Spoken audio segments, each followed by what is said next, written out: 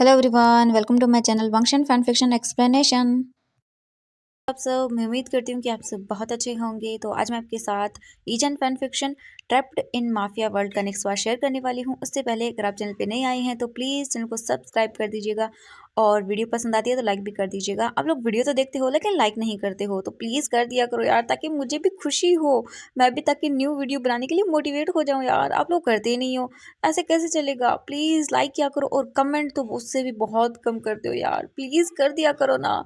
इतनी मेहनत लगती है वीडियो बनाने में, आपको एक लाइक और कमेंट ही तो करना है, कर दिया करो ना। तो चलो देखते हैं आज की वीडियो में आप कितने कमेंट करते हो। ओके, तो चलिए फिर आज का पार्ट हम शुरू करते हैं। इससे जो पहले वाला पार्ट था उसमें हमने देखा था कि जो चेंग को शाओज़ा ने बहुत समझाया कि वो ऐसा न करे, बाहर न जाए, लेकिन उसने जैन की एक भी बात नहीं मानी और वो बाहर चला गया और वहां जाकर उसमें उसने बैट लगाई और वो वहां पर बहुत सारी मनी हार गया। और फिर बाद में शाओजन को उसके लिए वो पैसे पे करनी पड़ी। जैन बहुत ही ज्यादा गुस्सा हो गया था और उसने उसे पनिशमेंट भी दी, लेकिन एक महीने तक जो चेंग ने सभी चीजें अच्छे से की। वहीं हमें एक तरफ ये भी दिखाया जाता है कि जो हैपेंग है वो वांग इफई और लू एनजेई के साथ मिलकर एक प्लान बनाता है और वो जैन को यूज करने के बारे में सोच रहे थे। वो सभी मिलकर अपने प्लान को बना लेते हैं। तो अब देखते हैं हम जो चेंग को, जो कि अपनी यूनिवर्सिटी की क्लासेस को अटेंड करने के बाद वापस अपने घर की ओर निकल जाता है। यानी कि वो कैंपस में आता है, अपने फ्रेंड्स को बाय बोलता है और वो अपने घर की ओर ही जाने वाला था, लेकिन तभी वहां पर हैपेंग आता है। हैपेंग जो चेंग को देखता है और बोलता है, हे बडी। इसके बाद जोचिंग भी हैपेंग के पास जाता है और वो दोनों हग करते हैं। हैपेंग जोचिंग को देखता है और बोलता है, हे बडी, मुझे ये बताओ तुम आजकल कहाँ गायब हो, ना ही तो तुम मेरे साथ बाहर फन करने के लिए जा रहे हो। जोचिंग हैपेंग को देखता है और बोलता है, नहीं मैं नहीं आ सकता हूँ क्योंकि मुझे जैन ने स्ट्रिक्टली मना किया है। हैपेंग जब ये सुनता है तब बोलता है कि ओह अच्छा, इट्स ओके, तो तुम मेरे साथ कॉफ़ी पीने के लिए चल सकते हो यहीं पास में कैफ़े में। जो चेंग बोलता है कि हाँ श्योर, मैं चल सकता हूँ क्योंकि अभी मेरे ब्रदर को आने में 15 मिनट बाकी हैं, तो अब तक हम कॉफ़ी पीने जा सकते हैं। हैपेंग ये सुनता है तब बोलता है कि वाओ, चलो फिर मैं तुम्हें सबसे अच्छी कॉफ़ी पिलाता हूँ। इसके बाद हैपेंग जॉर्जिंग को अपने साथ लेकर आ जाता है। हैपेंग और जॉर्जिंग दोनों रोड के पास खड़े हुए थे और वेट कर रहे थे कि कि कब रेड लाइट हो और वो सड़क को क्रॉस करे। जॉर्जिंग का ध्यान पूरी तरह से सड़क पर था, वो देख रहा था कि कब रेड लाइट होगी और वो दोनों सड़क को क्रॉस करेंगे। वहीं दूसरी तरफ हैपेंग तो कुछ और ही सोच रहा था। वो एक टेबल से स्माइल देता है, तभी अचानक से वहां पर एक कार आती है और वो रुक जाती है। अभी जोचिंग देखता है कि रेड लाइट हो चुकी है। इसके बाद हैपेंग और जोचिंग दोनों ही रोड को क्रॉस करते हैं। हैपेंग जोचिंग को एक सुनसान इलाके की ओर ले जाता है। वहां पर बहुत ही कम शॉप्स थी और लोग भी बहुत ही कम थे और वहां पर कोई भी सीसीटीवी कैमरा नहीं था। तभी अचानक से पीछे से वही कार आती है और वो रुक जाती है। जोचिंग का इस चीज़ पर कोई ध्यान नहीं था।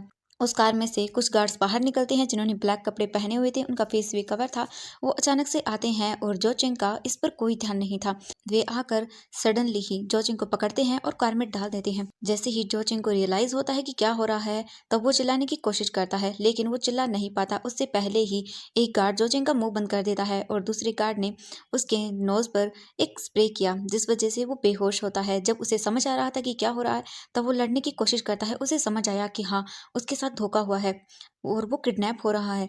ये सोचकर वो लड़ने की कोशिश करता है, लेकिन वो कुछ कर पाता तब तक वो दवाई अपना असर कर देती है और जोचिंग बेहोश हो जाता है। ये देखकर जोचिंग एक स्माइल करता है और वो अपने गार्ड की ओर देखता है और फिर बोलता है कि इसे लेकर चलो। इसके बाद वो वांगी फई को जोचिंग की एक फ़ोटो क्लिक करके भेज देता है। इसके बाद वो खुद भी कार में बैठ जाता है और वो जोचिंग को लेकर वहाँ से चले जाते हैं। दूसरी तरफ हम जैन को देखते हैं, जो कि यूनिवर्सिटी के बाहर आ चुका था और वो जोचिंग का वेट कर रहा था।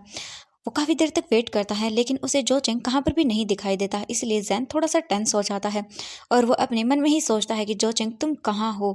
और वो काफ़ी देर तक वेट करता है। उसे अपने रेस्टोरेंट के भी लिए लेट हो रहा था। जैन वहाँ पर काफ़ी देर तक जोचिंग का वेट करता है, लेकिन उसे जोचिंग का कोई भी वहाँ पर सुराग नहीं मिलता है। इसके बाद जैन जोचिंग के फ्रेंड से भी पूछता है, लेकिन सभी ने यही कहा कि उन्होंने जोचिंग को नहीं देखा है। इसके बाद जैन जोचिंग को कॉल करता है, लेकिन जोचिंग जैन का कॉल पिक नहीं करता और उसका फ़ोन स्विच ऑफ भी था। जैन दोबारा से ट्राई करता है, लेकिन उसका फ़ोन जोचिंग पिक नहीं करता। वो पिक करता भी कैसे, क्योंकि वो तो किडनैप हो चुका है ना। जैन काफ़ी देर तक ट्राई करता है। जैन सोचता है कि हो सकता है वो अपने दोस्तों के पास होगा, उसे घर आने दो, मैं उससे पूछूंगा, कम से कम वो मेरा फ़ोन तो पिक कर सकता है। जैन ये सोचता है। फिर वो अपनी कार में जाकर बैठ जाता है और अपने रेस्टोरेंट के लिए निकल जाता है।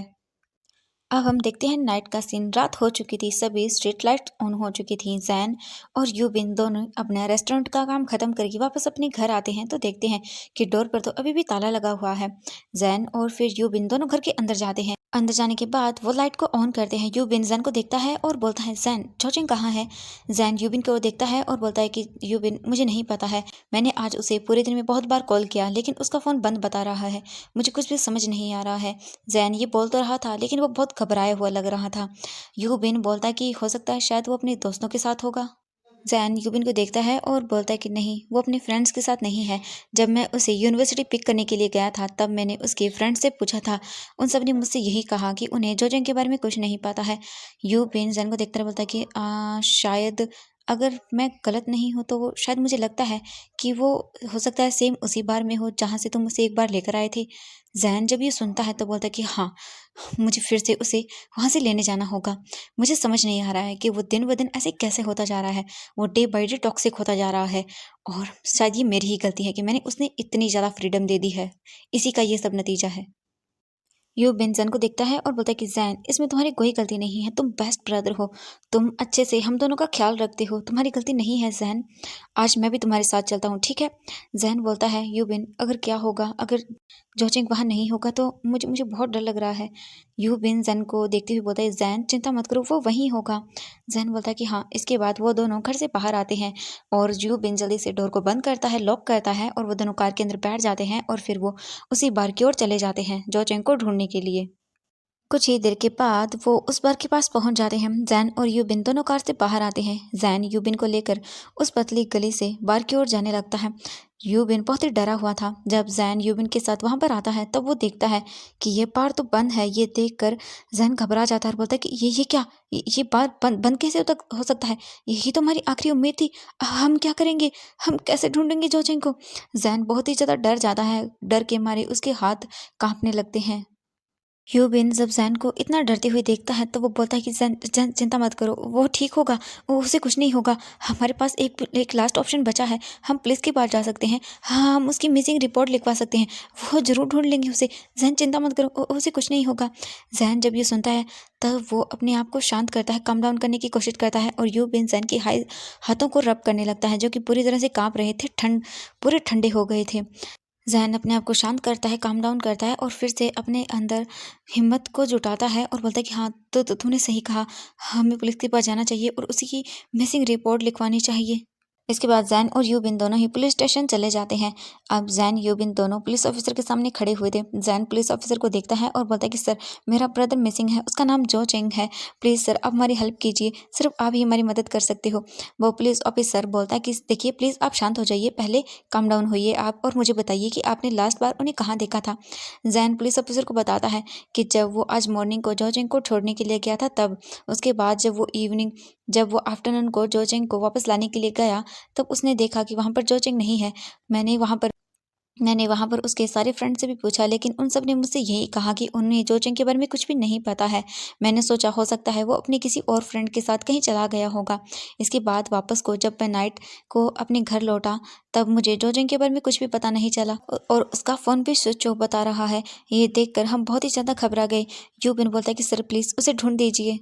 पुलिस ऑफिसर उन दोनों की ओर देखता है और बोलता है कि ठीक है, आप चिंता मत करिए, हम उसे ढूंढ देंगे, लेकिन मुझे ये बताइए क्या आपका ब्रदर किसी और चीज़ में भी इंक्लूडेड है? मेरा मतलब है कि आजकल के जो यंग बॉयज़ होते हैं वो अदर वर्क करते हैं जैसे कि इनलीगल, क्या वो ऐसी किसी चीज़ में इंक्लूड है? ये सुनकर जैन और यूबिन दोनों चुप हो जाते हैं और वो एक दूसरे की ओर देखते हैं। वो पुलिस ऑफिसर उन दोनों को देखता है और बोलता है कि सर देखिए प्लीज़ मुझे सच बताइए, अगर आप मुझे नहीं बताएंगे तो मैं आपकी मदद नहीं कर सकता हूँ उसे ढूंढने के अंदर। फिर यूबिन बोलता है कि सर वो कभी कभी बाहर जाता है। आज जब मैं जैन के साथ उसे वहाँ से लाने के लिए बाहर गया तो हमने देखा कि वो बार बंद है। जब वो पुलिस ऑफिसर ये सुनता है तो बोलता है कि ओह इट्स मीन वो क्लोज है। जैन बहुत ही हिम्मत से बोलता है कि सर हाँ वो बंद था, प्लीज़ सर हमारी मदद कीजिए, प्लीज़ उसे ढूंढ दीजिए, वो मेरा ब्रदर है। वो पुलिस ऑफिसर बोलता है कि ठीक है, आप 5 मिनट यहीं रुकिए, मैं अभी वॉशरूम जाकर आता हूँ। इसके बाद वो ऑफिसर वहाँ से वॉशरूम के लिए चला जाता है। जैन और यूबिन दोनों घबराए हुए थे और बहुत ही ज़्यादा नर्वस भी थे। लगभग 5 मिनट के बाद वो पुलिस ऑफिसर वापस आता है और बोलता है कि ठीक है, एक काम करिए, आप उनकी सभी डिटेल्स हमें दे दीजिए और उस बार का एड्रेस भी। अगर हमें कुछ पता चलता है तो मैं आपको कॉल करके ज़रूर बताऊँगा। जैन बोलता है कि thank you so much sir, please उसे ढूंढ दीजिएगा जल्दी ही। अगर आपको कुछ भी पता चलता है तो प्लीज़ मुझे कॉल कर दीजिएगा। वो पुलिस ऑफिसर बोलता है कि जी ज़रूर। इसके बाद जैन और यूबिन उन्हें सभी डिटेल्स बता देते हैं और फिर वो पुलिस स्टेशन से बाहर चले जाते हैं। वो पुलिस ऑफिसर जैन और यूबिन को जाते हुए देखता है और एक स्माइल करता है। अब धीरे धीरे करके लगभग 5 दिन बीत गए थे। जैन और यूबिन दोनों को ही पुलिस स्टेशन से कोई भी कॉल नहीं आया और वो दोनों अब बहुत ही ज्यादा घबरा चुके थे। जैन और यूबिन डिसाइड करते हैं कि अब वो दोनों खुद ही पुलिस स्टेशन जाएंगे। इसके बाद जैन यूबिन दोनों ही पुलिस स्टेशन जाते हैं और देखते हैं कि वो पुलिस ऑफिसर अपनी टेबल पर बैठा हुआ था, तो वो दोनों उस पुलिस ऑफिसर के पास जाने लगते हैं।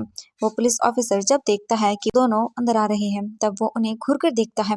जैन यूबिन उस ऑफिसर के पास जाते हैं, ऑफिसर उन्हें देखता है और बैठने के लिए बोल देता है। जैन यूबिन वहां पर बैठ जाते हैं। यूबिन पुलिस ऑफिसर को देखता है और बोलता है कि सर आपने हमें कॉल नहीं किया। वो पुलिस ऑफिसर उन दोनों को देखता है और बोलता है कि सर हमें माफ करिएगा, लेकिन अभी तक हम उन्हें ढूंढ नहीं पाए हैं। हम पूरी ईमानदारी से अपनी ड्यूटी कर रहे हैं, आप हमसे कुछ भी पूछ सकते हैं। जैन उस पुलिस ऑफिसर को देखता है और बोलता है कि सर आपने अभी तक उन्हें कहाँ कहाँ ढूंढा है और क्या उनकी कोई इन्फॉर्मेशन मिली, क्या आपको कोई क्लू मिला। वो पुलिस ऑफिसर जैन को देखता है और बोलता है कि सर हम लोगों ने उन्हें बहुत सारी जगह ढूंढा है लेकिन वो अभी तक हमें नहीं मिले हैं और जिस बार का एड्रेस आपने बताया था अभी तक वो क्लोज है, तो इससे हमें ढूंढने में बहुत ही प्रॉब्लम हो रही है।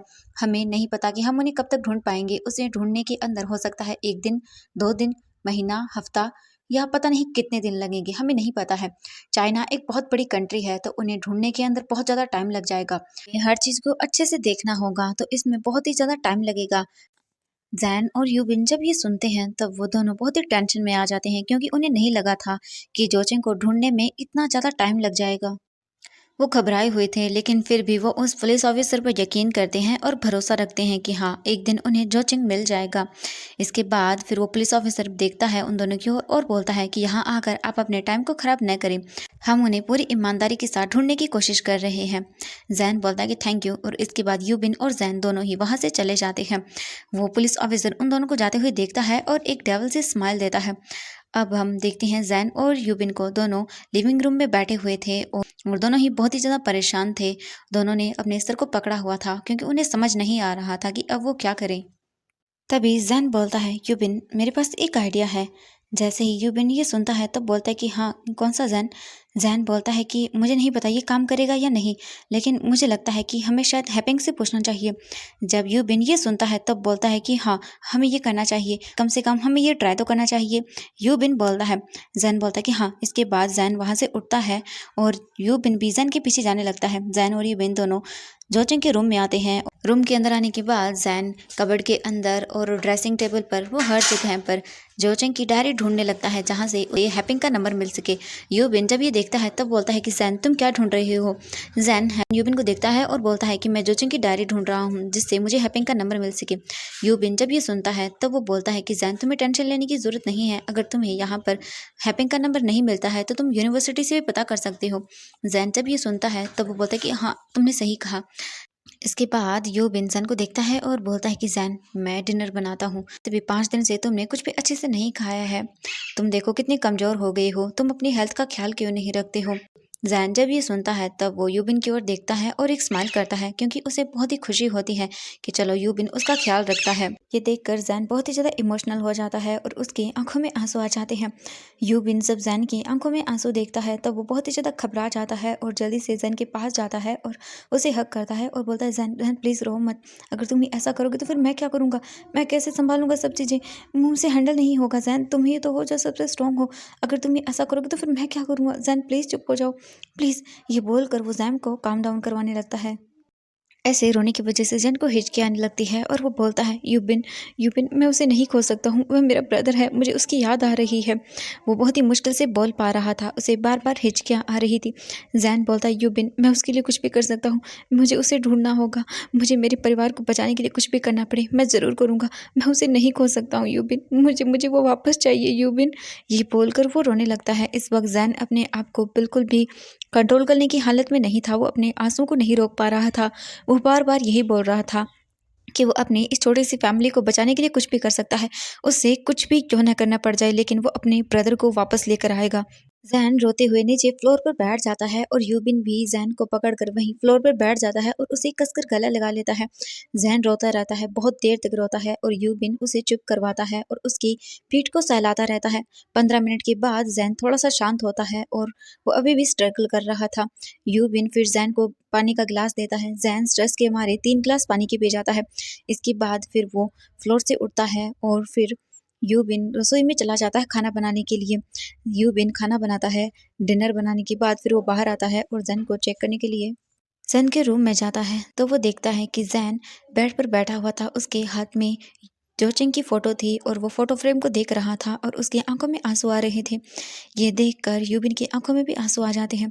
जैन बार बार उस फोटो को देख रहा था और सोच रहा था।